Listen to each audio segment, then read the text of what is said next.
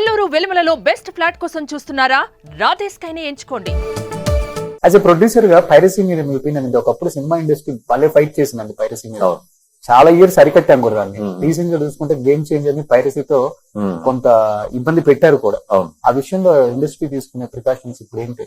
అంటే ఏం లేదండి, ఇప్పుడు మధ్యలో ఏమైందంటే ఎప్పుడైతే ఈ ఓటీటీస్ వచ్చి మనం నెంబర్ ఆఫ్ థియేటర్స్ వేయడం మొదలు పెట్టామో పైరసీ అనేది తగ్గింది, బికాజ్ అవైలబిలిటీ పెంచేసాం కాబట్టి.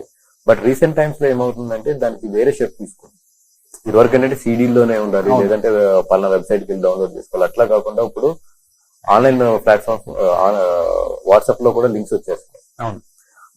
సో వాళ్ళు ఇప్పుడు కొత్తది స్టార్ట్ చేశారు, ఈ వాట్సాప్ లింక్స్ కానీ ఇట్లో పంపించడం అనేది కొత్త స్టార్ట్ చేశారు. సో ఇంకా ఎదుగుతూ ఉంది ఇప్పుడే ఈ కొత్త సిస్టమ్.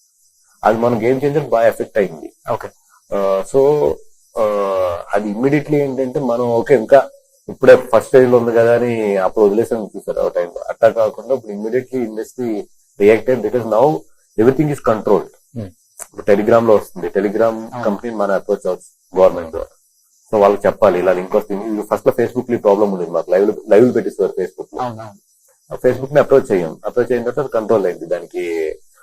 దాని ఏదో అంటారండి, మన సేమ్ కొంచెం ఫ్రేమ్స్ వాళ్ళకి ఇచ్చేస్తే ఆ ఫ్రేమ్ ఎక్కడున్నా కూడా తీసేస్తుంది.